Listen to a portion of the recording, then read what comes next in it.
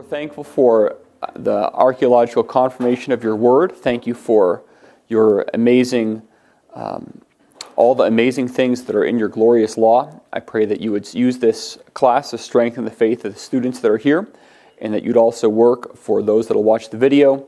And I pray that you'd help skeptics to consider the evidence for your word, and consider that would be willing to study it and read it and recognize that it is indeed self-attesting as your word, and that it's the revelation of the true living God.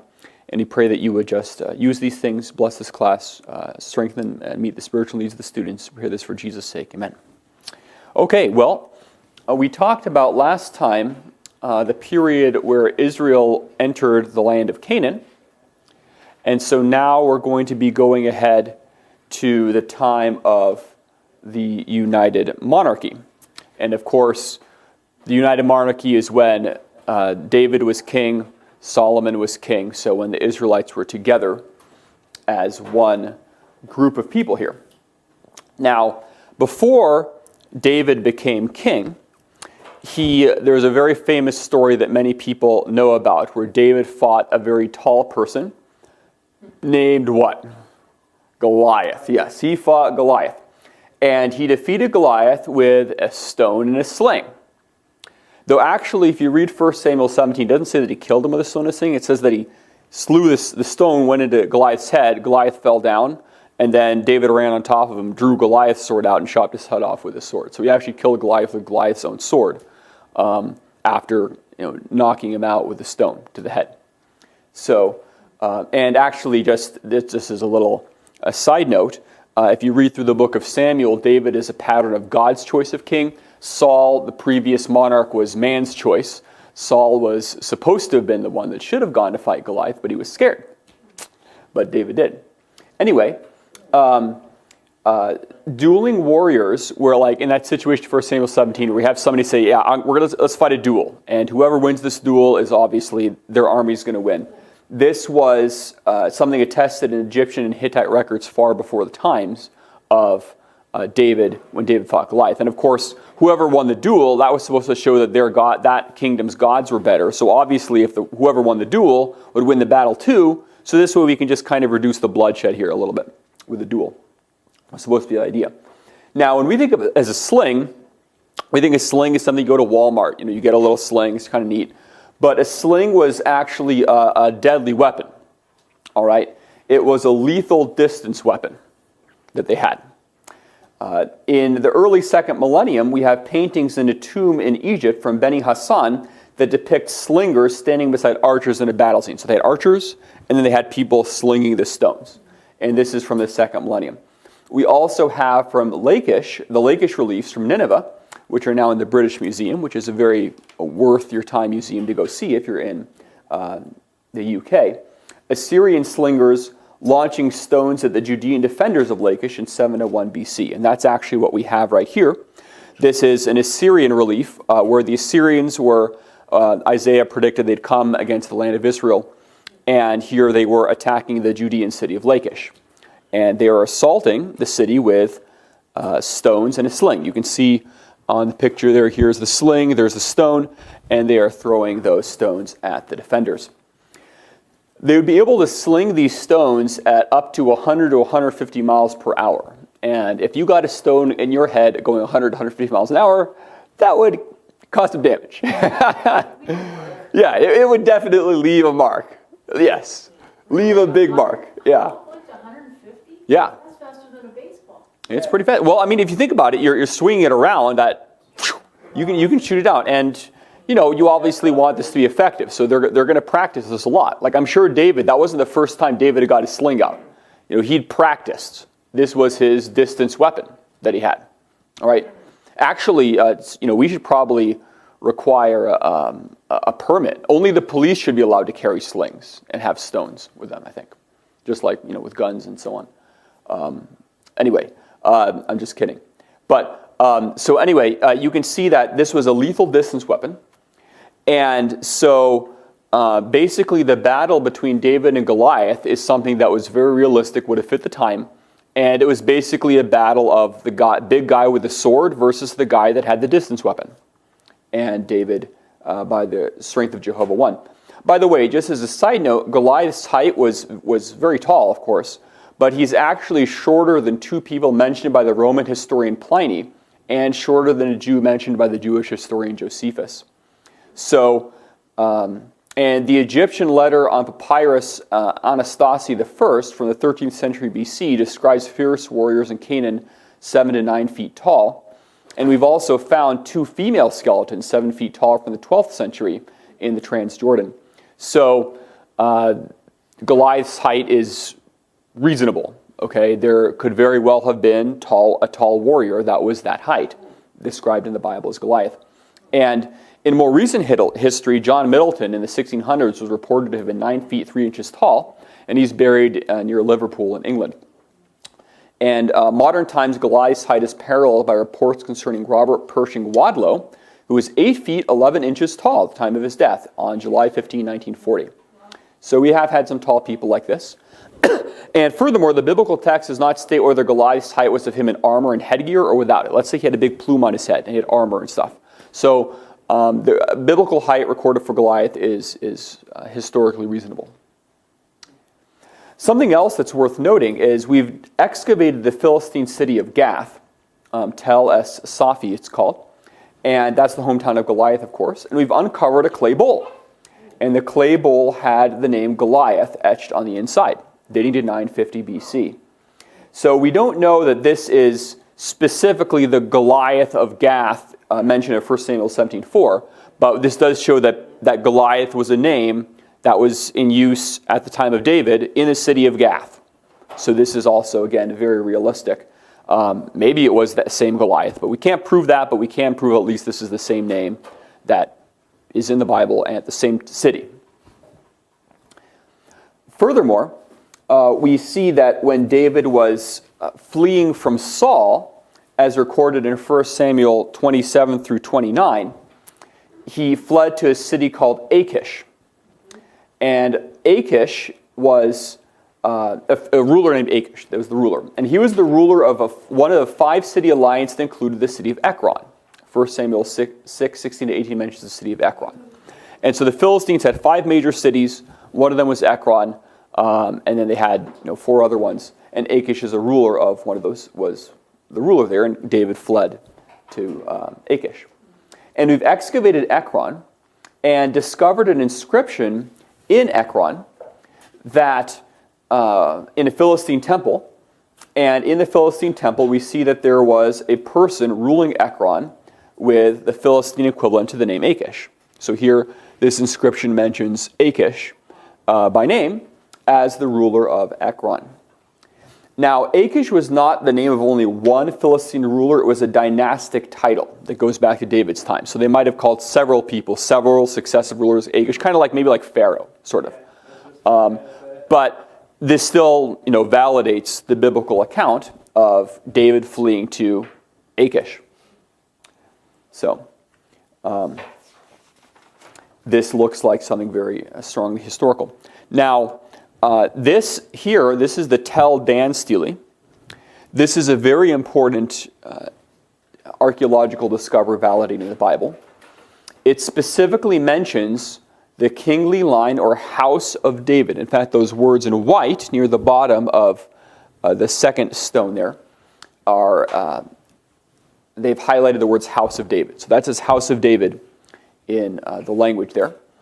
And so this is fragments A and B from the Tel Dan Stele. So here we have an inscription specifically mentioning the house of David, King David. And house, of course, means the kingly line. And this inscription appears to have been recorded by the Aramean king Hazael of Damascus, and he was commemorating his victory in battle over Jehoram, king of Israel, and Ahaziah, king of Judah. And both Jehoram and Ahaziah, of course, are also mentioned in the Bible and mentioned on the stele. So the stele mentions the house of David, mentions Jehoram, king of Israel, and Ahaziah, king of Judah. And so scholars recognize that the Tel Dan Stele powerfully affirms the historicity of the Bible. So, for example, one scholar said, there was a dynasty called the House of David, a dynastic and geopolitical entity referred to as such by the Arameans in the characteristic terminology they used for naming such entities of that era. The House of David was important enough to be recognized internationally and was considered significant enough to be mentioned in a public monument as an enemy whose military power was recognized, so that any leader who could defeat it could justly boast. David's name, existence, and his status as the founder of a dynasty now stand documented both in this excavated inscription and in the Bible. So here people doubt the historicity of King David. Tell Dan Steele. Furthermore, it's not just the mentioning of his name in this house. This shows that the house of David, the kingly line of David, were people that were important. Imagine if I said to you, I beat Mike Tyson in boxing. I knocked Mike Tyson out, the world champion boxer. That would be quite an accomplishment, right? I could boast about that. I defeated Mike Tyson in boxing. Especially if you have your ear still. Yeah, especially what? Especially if you have your ear intact. Yeah, especially if your ear's intact. Yeah, right. And then, now, if I told you that Mike Tyson was actually not the boxer, but Mike Tyson was actually the name of this starving 78-year-old with his ribs showing that was also named Mike Tyson. And that person, I hit him and he fell to the ground. I beat Mike Tyson, okay? That would not be quite as impressive as the world champion boxer Mike Tyson, right? So the fact that these rulers are boasting of victory over the house of David shows the house of David was a significant power worthy of boasting about. All right. If the house of David was just nobody, they wouldn't bother putting victory over them on a stele. So they were important, and they're mentioned by name here. We also have the Moabite stone, or the Mesha stele, which also validates the historicity of King David and his dynasty. So here, this is the Moabite stone. This dates to 830 BC. It's a large stone slab, and it is inscribed with an account of the Moabite king Mesha's revolt against Israel. So here, in 2 Kings chapter 3, Mesha, the Moabite king, revolted against the Israelite dynasty of Omri. And this is recorded in 2 Kings chapter 3.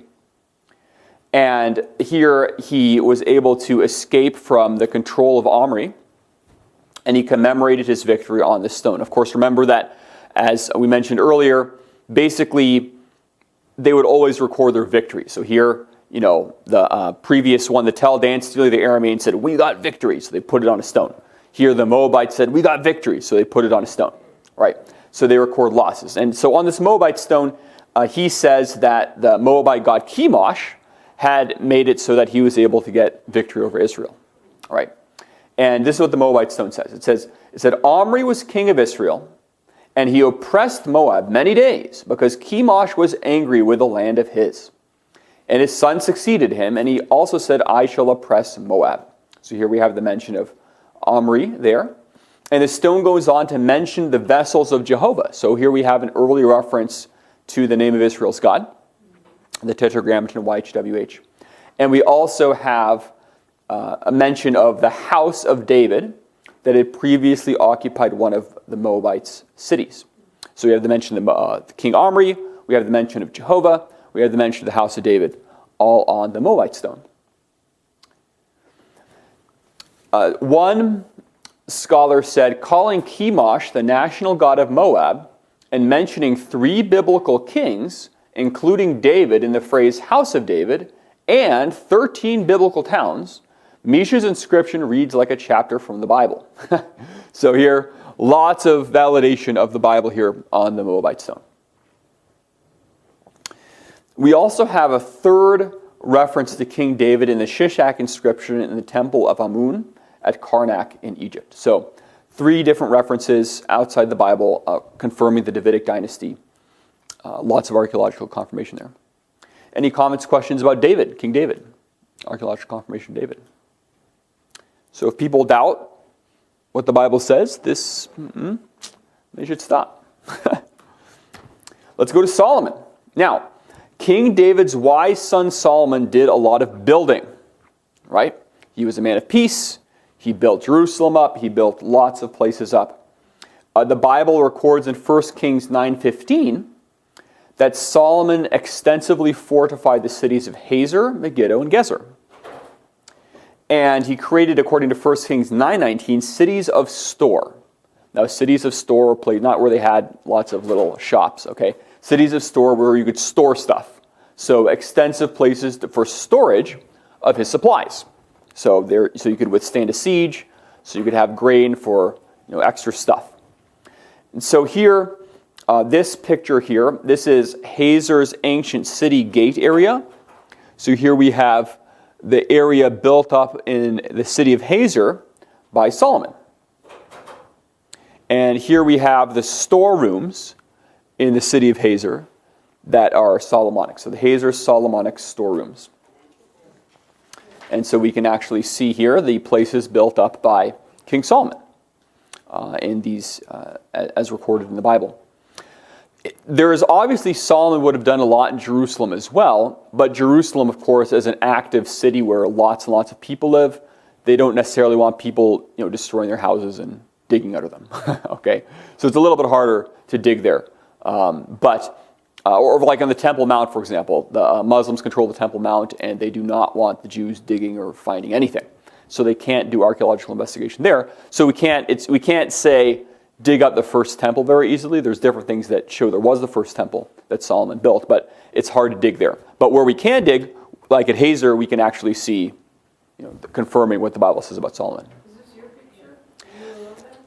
You know that? I don't remember what. I think this is. I don't think this is my personal picture, but we did go there. Yeah, it was very interesting. It's not far from Jerusalem? Hazor is further in the north. Further north. Yep. Further north in Jerusalem. Yeah. So we can see confirmation of King David and his dynasty and of Solomon. Let's go on then to the divided monarchy. After Solomon, of course, had 1,000 wives. I don't know if he remembered all their names, but he had 1,000. And that was wrong. It was a sinful thing that he did. And as judgment, God had the nation of Israel split into two. Jeroboam became the king of the northern tribes, and Solomon's son Rehoboam became king over the southern tribes. So we had the northern tribes became called Israel, and the southern tribes then were called Judah. And eventually the term Jew actually came from Judah, from the southern tribes. Though today, of course, any descendant of Israel would be called a Jew. Now, we have many of the rulers and events in the Old Testament period of the divided monarchy confirmed.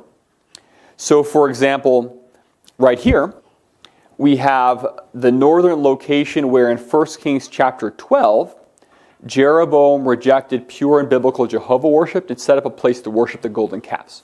So we actually have found, and the city of Dan, remember it mentions he made one in Dan, and this is the one that he made in Dan, 1 Kings chapter 12, way up in the north. So the northern people come here, and this is the actual altar where Jeroboam worshipped the calves.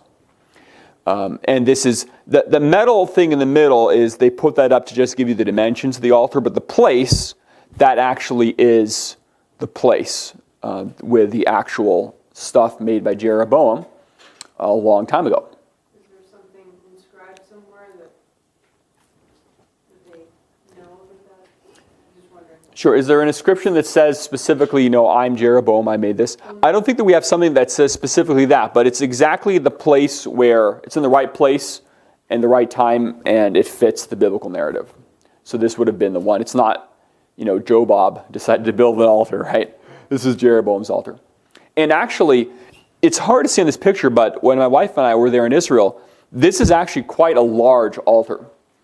And probably they're actually modeling it after the temple in Jerusalem. So, for example, this would have been the place where they had the big altar in the front, and then the more special stuff, where the priests would go. They'd go up the steps, just like in the tabernacle, and they have another place up there where they would do their thing.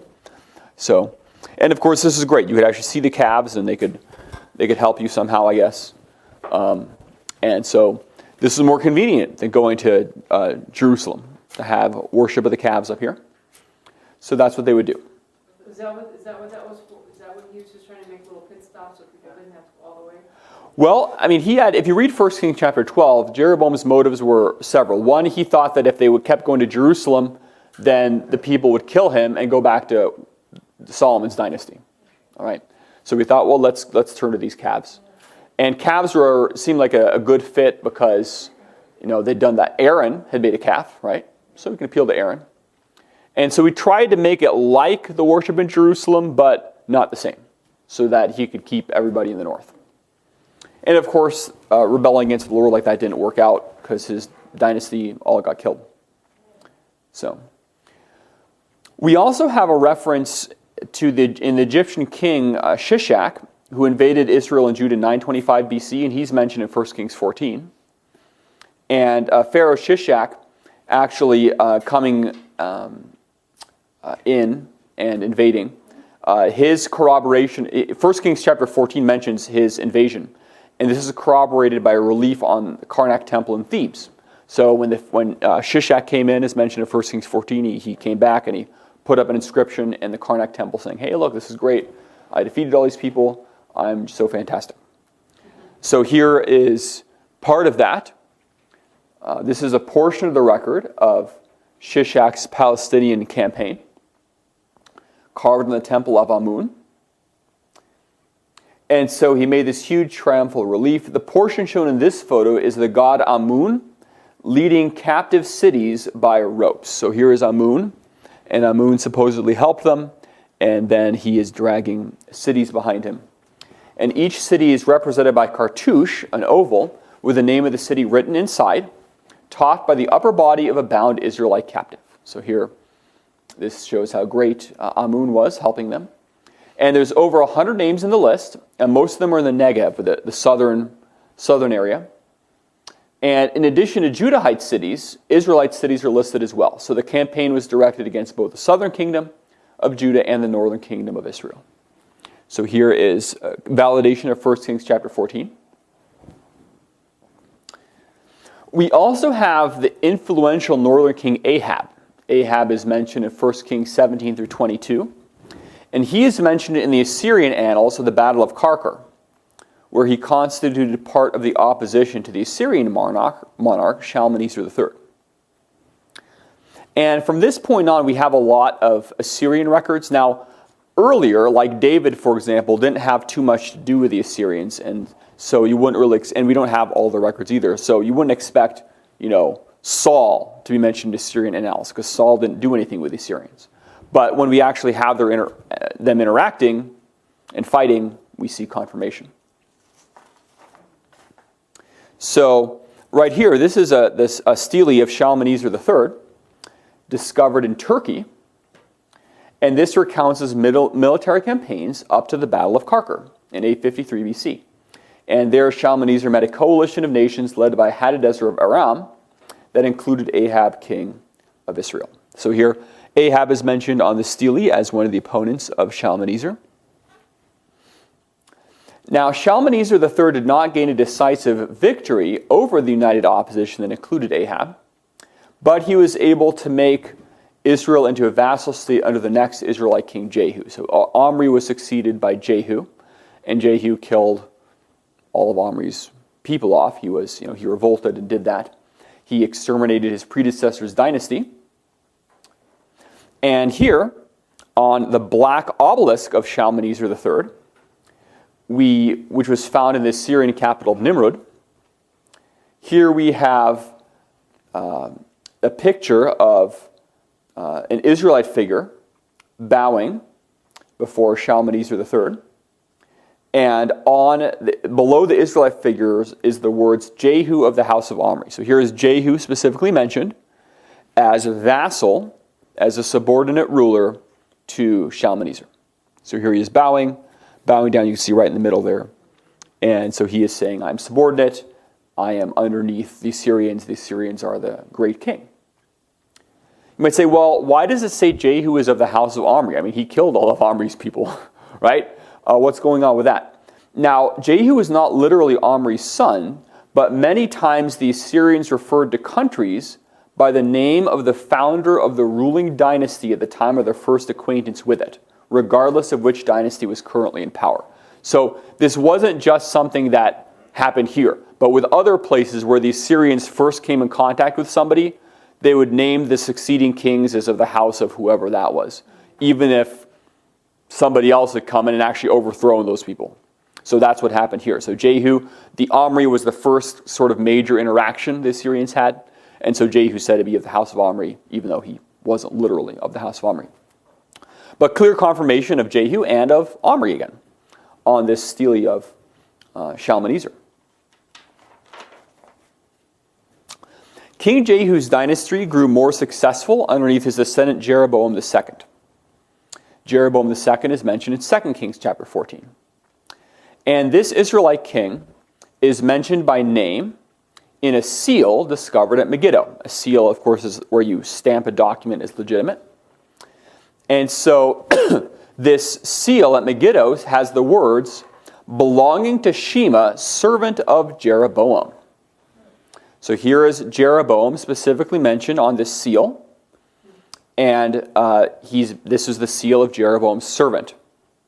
Shema was the name of his servant. And in a seal, the title Ebed, servant or slave, unequivocally identifies that the master was a king. So by this Shema, by saying he's the servant of Jeroboam, is saying Jeroboam is the king. And so Jeroboam on the seal is mentioned by name as king of Israel. So strong confirmation there. I think we actually, when we were in Israel, you could get coins from the Israel National Society, their national mint, where they actually have this picture on the coin. So it's pretty interesting. If you want to get a gold coin with this, you can go there and buy it. At least you could, I think, when we were there. I'm sure they're still selling them. Yeah, it's pretty neat. It's pretty neat. In the troubled and final years of the northern kingdom, the Bible records another northern king named Menahem. And Menahem made a large tribute payment to the Assyrians to get Assyrian support. So he was a weak king. He needed the Assyrians to help keep him in power, to kind of prop him up. And so he gave them a lot of money. And that's mentioned in 2 Kings 15, 18 to 20. And this action of Menahem is confirmed in an Assyrian inscription. So here we have a Dolomite stele of Tiglath-Pileser III. It was found in the Zagros Mountains of western Iran. And it has an inscription stating that Tiglath-Pileser III received tribute from Menahem, king of Israel, and allowed him to remain a king in Samaria. So here he says, look at me, I'm really great. Menahem gave me a lot of money, and so therefore I have him as my subordinate ruler. So confirmation of Menahem. Only a few years after the reign of Menahem, the Assyrian Empire conquered the northern kingdom of Israel and exiled the population, as mentioned in 2 Kings 17. And the exile as well receives extra biblical confirmation. So those are just a few of the confirmations of the northern kingdom. Pretty specific, pretty strong. Any comments, questions on the northern kingdom? Confirmation of the northern kingdom. Okay. Well, let's talk about the southern kingdom, the kingdom of Judah. Southern kingdom receives the same sort of uniform and extensive corroboration that the northern kingdom receives. So at the time that the Bible records that God was going to take the northern kingdom into exile for its idolatry at the hand of the Assyrians, what does the Bible say will happen with the southern kingdom? Remember what happened? So the Assyrians came and took the northern kingdom away, and what was going to happen to the southern kingdom? Were they going to take it away too? Ultimately, but not yet. Not yet. Well, they were going to get the rule. So Hezekiah was the king at this time in the southern kingdom. 2 Kings chapter 18. And in 2 Kings chapter 18, and in the book of Isaiah, the Bible records that Jehovah would deliver the southern kingdom and Israel, southern kingdom and Jerusalem, in accordance with his mercy during the reign of Hezekiah, son of Ahaz. So you read the book of Isaiah, it basically predicts that the Assyrians will come and fight the other cities, and Judah will have a time of tribulation, time of trouble, but Jerusalem will be miraculously delivered. All right, so that's what is recorded in Isaiah and in the book of Kings, 2 Kings 18. And of course, Hezekiah was one of the most godly kings of the southern kingdom. Hezekiah and Josiah, two of the most godly kings of Israel. Three, right? Totally, in total, basically. That were really godly. I mean, there was some that were kind of good but okay, that weren't completely sold out. Like Uzziah. Uzziah was generally a good king. Like if you read Kings, it talks about the ones that did right in the sight of the Lord. You have the ones that did right, they were kind of doing right, but kind of nyah. Hezekiah and Josiah were really good. They were really good kings. And so they were some of the best. They came back in and they set everything in order. Yeah. The Lord wanted it per, That's right. Moses' word. Yeah, they basically did it the way the Pentateuch said, and they got things right, got the idols out, and worshiped Jehovah, and did what was right, and God blessed them for that. Good. That's right. So we've discovered a seal that has the inscription belonging to Hezekiah, son of Ahaz, king of Judah. So here this seal impression specifically mentions Hezekiah. And it dates the time the Bible indicates the king lived. So here it mentions Hezekiah. He is son of Ahaz, king of Judah, and it dates to the right time period. So a strong confirmation of King Hezekiah. I mean, what more do you want? It's about as good as you can get. Well, when these folks are disputing the truthfulness of God's word, are they aware of some of these? You know, people disputing, it's over time, most people that dispute the Bible don't care enough to find out that there's all this evidence. They just assume it's just made up, and because they want to live the way they want, or for whatever reason, they don't really take the time to investigate it. If they did, they would change their ways. And over time, as we keep discovering more and more, skeptics need to keep kind of withdrawing arguments that they made. So, for example, before a lot of archaeological things were discovered, you could say more was made up. As we keep finding stuff, it becomes harder and harder. Archaeology keeps confirming the Bible and making it harder and harder to be skeptical. Though, if you want to deny the Bible, always think of something. I mean, you can always have some reason to do what you want to do. Now, 2 Kings 18 and 19, 2 Chronicles 32, and Isaiah 36 and 37 mention Hezekiah's preparation for the Assyrian invasion. He knew the Assyrians were going to come, and he prepared. 2 Chronicles 32:5 and Nehemiah 3:8 mention a broad wall that he built to help Jerusalem withstand the predicted siege from the Assyrians. So he knew they were coming, and he strengthened Jerusalem, made a very big wall. And we've actually uncovered part of that wall. So here is part of the wall that Hezekiah built. And pottery discovered in association with the wall ties it to Hezekiah's building efforts. So the pottery shows this is Hezekiah's building effort. Hezekiah's wall was definitely broad. It was 23 feet thick. So that's a pretty broad wall. And so, that'll be hard to take over if you have a 23-foot thick wall. Definitely can help you. Better than if you have like a fence with little barbed wire, right? This will do better. 23-foot thick wall. Yeah, electric fence. Well, if you had electricity, that would help you. Yeah, but the fence, electrified fence wouldn't. But electricity would. If you had electricity, you could do a lot of things, right? Here's a question though. Yes. Baghdad battery. The battery. Yeah. So did they go get stone and do that, or how? Yeah, I mean, I'm sure they would have acquired the stones. You can find stone around, and of course, if you want to live, you're going to take the time to get the stones and make a nice wall, and so they did. But yeah, so the wall was 23 feet thick. It's dated to Hezekiah's time with the pottery, and so Hezekiah built it. Part of the fortifications. 2 Chronicles 32, 2-4, and 30 in 2 Kings 20:20 mention Hezekiah's redirecting Jerusalem's water supply so that it could be controlled from within the city walls, building a conduit or tunnel into the city, and stopping up its external water source. I'm actually going to read that. So if you want to take a look at 2 Chronicles 32, 2-4.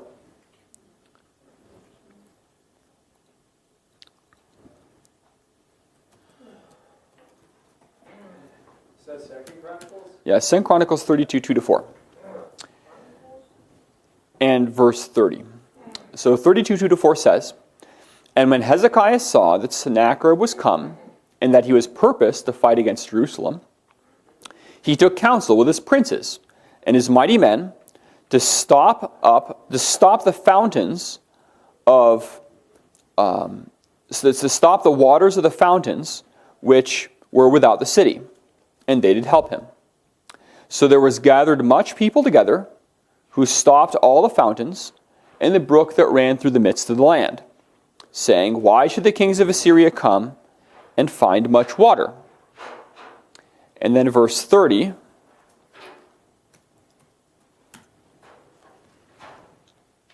says, "This same Hezekiah also stopped the upper watercourse of Gihon and brought it straight down to the west side of the city of David. And Hezekiah prospered in all his works." So here we have his stopping the watercourse. We have him, by the watercourse of Gihon, bring it straight down to the west side. Yeah. And then 2 Kings 20 and verse 20, we'll read that too. 2 Kings 20:20.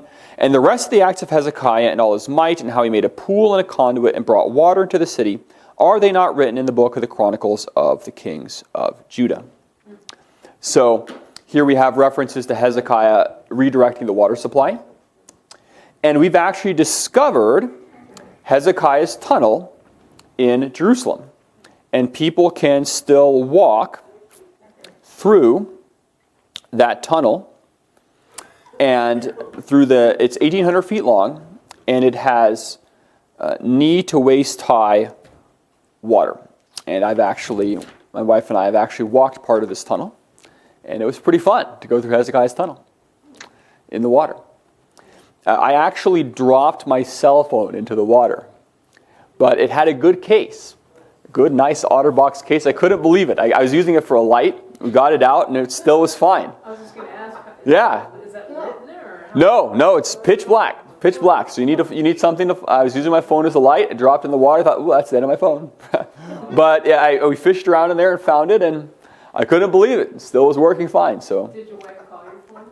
No. I think we I don't know if we had two. Because we didn't have an Israeli phone plan, so I only could make calls over Wi-Fi. There was no Wi-Fi in the tunnel. They were doing well, but they didn't have Wi-Fi back then.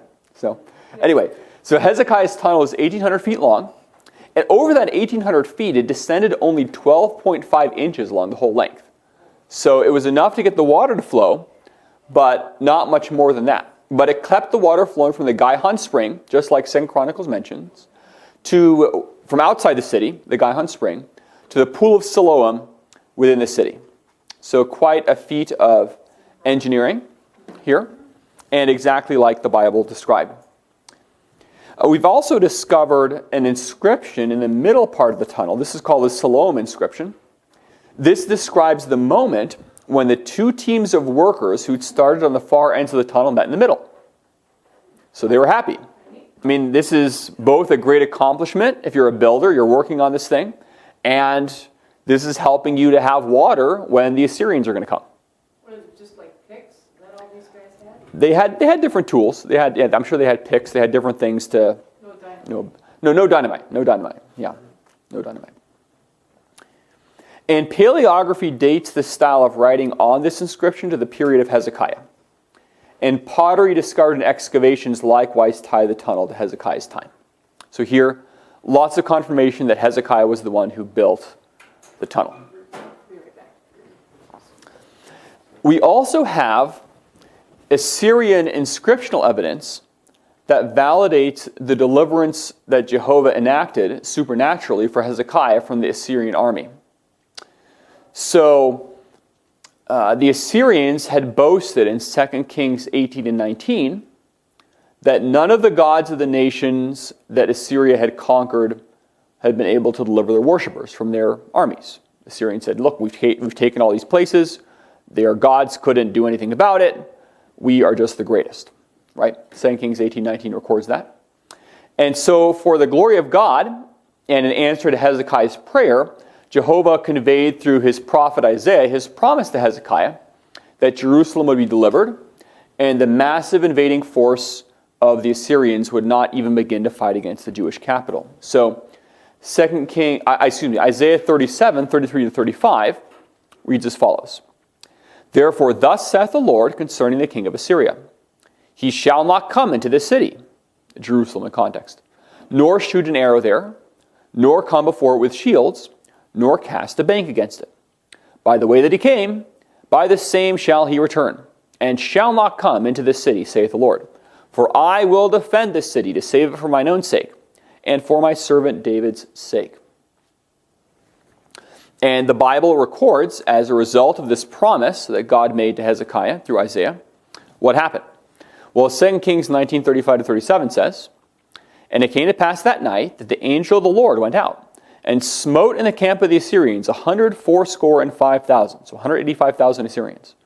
And when they arose in the morning, behold, they were all dead corpses. Problem. So Sennacherib, king of Assyria, departed, and went and returned and dwelt at Nineveh. And it came to pass, as he was worshipping in the house of Nisroch, his god, that Adramelech and Sharezer, his son, smote him with a sword. And they escaped into the land of Armenia.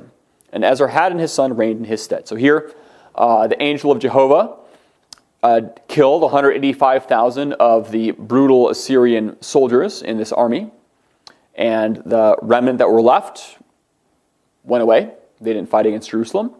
And then when he returned with shame to his land, Nisroch wasn't even powerful enough to stop his sons from assassinating him and escaping in the temple. So it looks like Nisroch didn't help him too much. He was worshiping Nisroch, and his sons came in and killed him while he was doing that. So no help from Nisroch. Nisroch didn't even say, hey, watch out. Didn't do anything. And he just got killed in there. So this is what the Bible says happened. Deliverance of Jerusalem from the world power, the most powerful nation of the day, the Assyrians.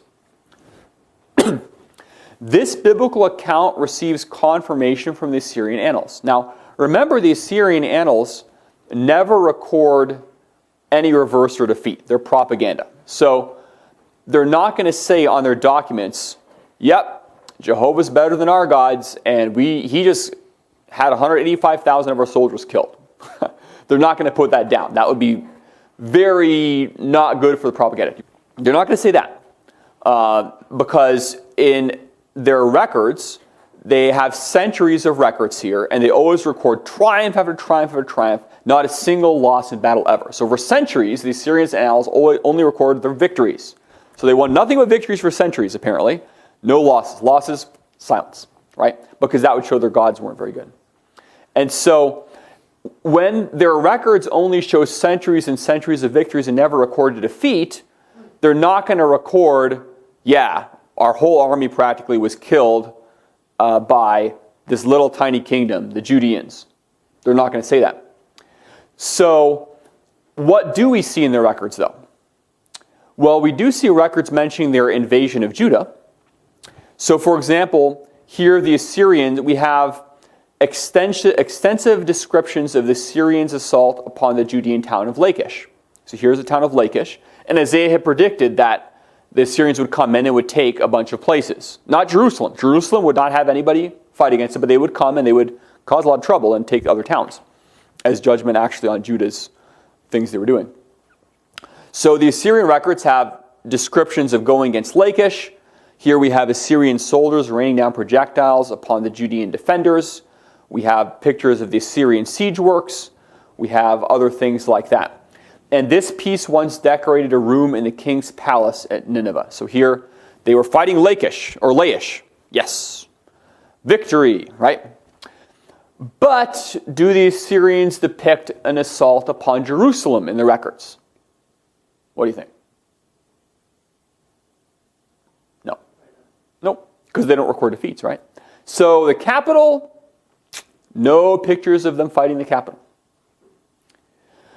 Now, we do have a clay prism, Taylor prism, discovered by the British Colonel Taylor, R. Taylor. It's a 6-sided prism inscribed in cuneiform at Nineveh. And this records Sennacherib's first 8 military campaigns. So here we have records of his first 8 military campaigns, and of course, no defeats, right? Just victory every time. Just like for centuries, they never lost anything for centuries. Just like the North Korean TV, right? Victory, right? Everything is going great in North Korea, right? So only victories are recorded. So the fake news network of the Assyrians, right? But no records of defeats. So do these Assyrian records boast that Sennacherib destroyed Jerusalem, just like they conquered many other people? Do they say he came into the city of Jerusalem, came before it with shields, shot arrows against it? Nope, they don't. What does it say? This is what it says. It says, as to Hezekiah the Jew, he did not submit to my yoke. Himself I made a prisoner in Jerusalem, his royal residence, like a bird in a cage. So he doesn't say anything about fighting against Jerusalem, nor about the capture, but he says that he made Hezekiah stay in Jerusalem like a bird in a cage. Now, why did the army of the mighty Assyrian Empire not conquer Jerusalem, kill Hezekiah, and deport the inhabitants of the city? Why don't they mention the end of the campaign against Jerusalem? Why are they silent about that? For Hezekiah to be able to defeat the Assyrian army would be kind of like the army of the Isle of Malta destroying the military of the United States. Or it'd be like the Mukwonago police force defeating the U.S. military in battle. The Assyrian records give as strong confirmation as you could really reasonably expect to confirm the biblical text's affirmations about both their advance and their fighting against the Judeans, and then in their embarrassed silence about the conquest of Jerusalem, you have strong confirmation of Jehovah's miraculous deliverance of Jerusalem and the annihilation of 185,000 members of the Assyrian military. And actually, so we mentioned here the Taylor Prism. It says that he made Hezekiah like a bird in the cage. Doesn't say anything about conquering the city because they didn't. We also see that the biblical text declaration about Sennacherib's assassination by his sons is confirmed. Assyrian records from Sennacherib's son Esarhaddon say, I made my joyful entrance into the royal palace. A firm determination fell upon my brothers. They turned to their deeds of violence, plotting evil. They slew Sennacherib, their father. So the Bible records that Sennacherib was murdered while worshiping his God, who could not protect the Assyrian king the way that Jehovah delivered Hezekiah. And the Assyrian records confirm this as well. So the Bible's record of the miraculous deliverance of Jerusalem is strongly confirmed by archaeological evidence. Moving on from King Hezekiah to King Josiah, in King Josiah's day, there was an ancient copy of the Pentateuch discovered in the Temple at Jerusalem.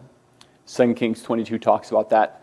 Many copies of the law had been destroyed in the reign of Josiah's ungodly father Manasseh. Now, skeptics of the Bible and advocates of the JEDP theory say that this was actually not a discovery of an ancient copy of the Pentateuch, or maybe even the one made by Moses, the original, the autograph. But what it was the time the supposed D document was forged. So supposedly, Josiah, for some reason, wanted to make all these reforms, and so he forged what became the book of Deuteronomy, essentially, and used that to justify his reforms. Now, this is impossible for a number of reasons. One, there are clearly earlier books, like, for example, Hosea, 750 BC, that clearly assumes the Pentateuch. E.W. Hengstenberg, in his dissertations on the genuineness of the Pentateuch, points out that there is no passage in that book, in Hosea, that does not have the Mosaic Scriptures as its basis. So you have lots of quotes, allusions, all kinds of things pre-Josiah, pre-621 BC, that required the existence of Deuteronomy. So that's a serious problem. The Catatheum silver scrolls we talked about earlier, another serious problem, clear evidence of the Pentateuch's existence. But the Ketef Hinnom silver scrolls, archaeological evidence. But there's also a much better explanation for why they would have found an old copy in the temple than the anti-supernaturalist one. So Joseph Free, in his book Archaeology and Bible History, says, archaeological discoveries demonstrate that it was customary to place documents in the foundations of ancient buildings, just as papers and documents are placed in the cornerstones of buildings at the present time. For example, Nabonidus, king of Babylon in the middle of the 6th century BC, delighted in digging into foundations of buildings ancient in his time and finding the records placed there centuries earlier.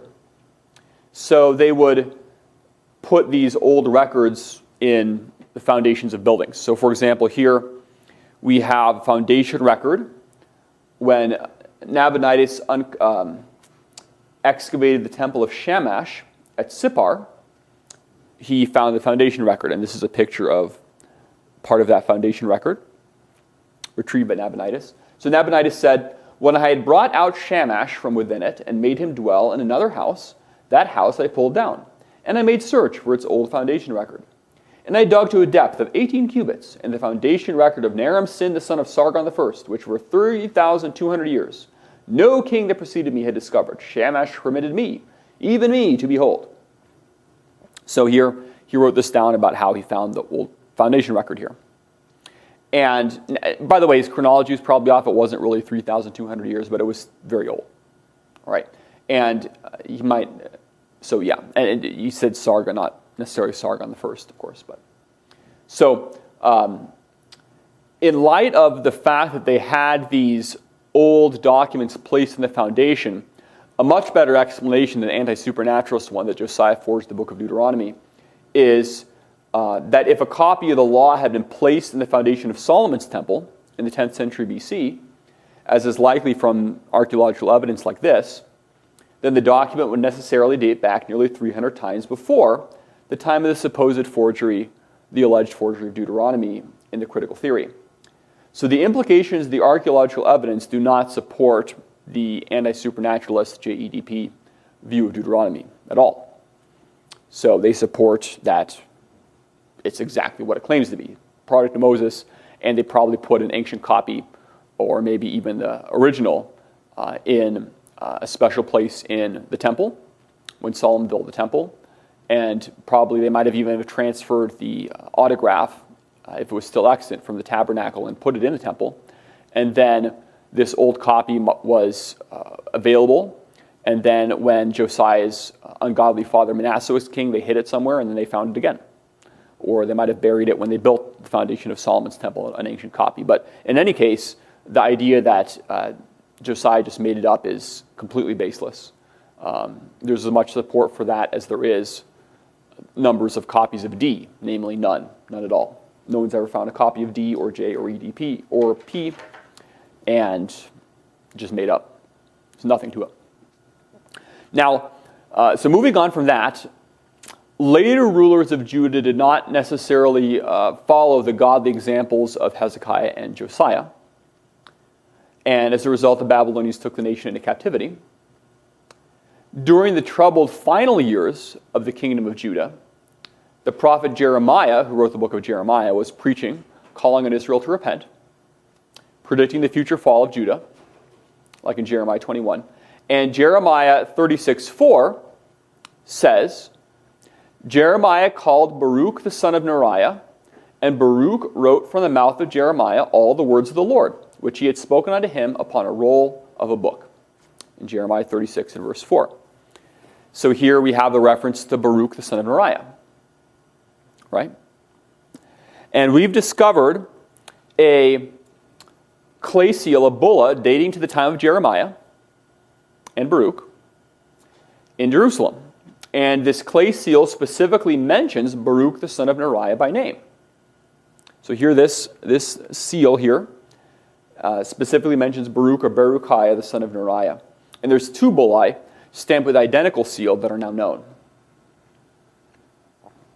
So that's strong.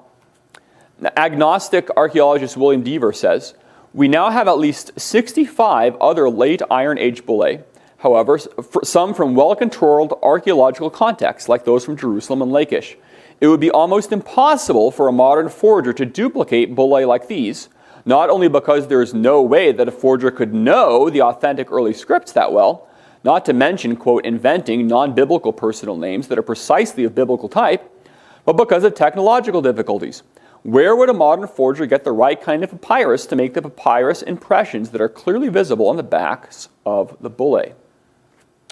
So this bulla is clearly legitimate, and we have reference here to Jeremiah's scribe, Baruch, by name. Furthermore, the Bible records that Jehoiakim, king of Judah, was taken into captivity along with 10,000 of the upper class in Judah, leaving only the poorest sort of the people of the land in 2 Kings 24:14. And archaeology has uncovered several ration records in Nebuchadnezzar's palace of Babylon on cuneiform inscribed clay tablets, obviously from Nebuchadnezzar's reign. And they mention people captured from all over the ancient Near East, living in the palace, receiving provisions of grain and oil from the king. So he took the kings and so on and was feeding them there, showing that they were underneath his control. And we've actually found 4 different tablets that mention Jehoiachin, king of Judah, and his family among the recipients. So here is a Babylonian ration record mentioning Jehoiachin, king of Judah, by name. Strong confirmation. The Bible also records that Nebuchadnezzar carried away Jehoiachin, king of Judah's uncle, Zedekiah, and Zedekiah had been appointed in the place of Jehoiachin, and Zedekiah was Judah's last king. And his ungodliness and his rebellion against Babylon led, in the judgment of God, to the end of the kingdom of Judah and the exile of the nation to Babylon in 2 Kings 24 and 25. Now, the Babylonian Chronicle for the years 605 to 595 confirms the biblical narrative.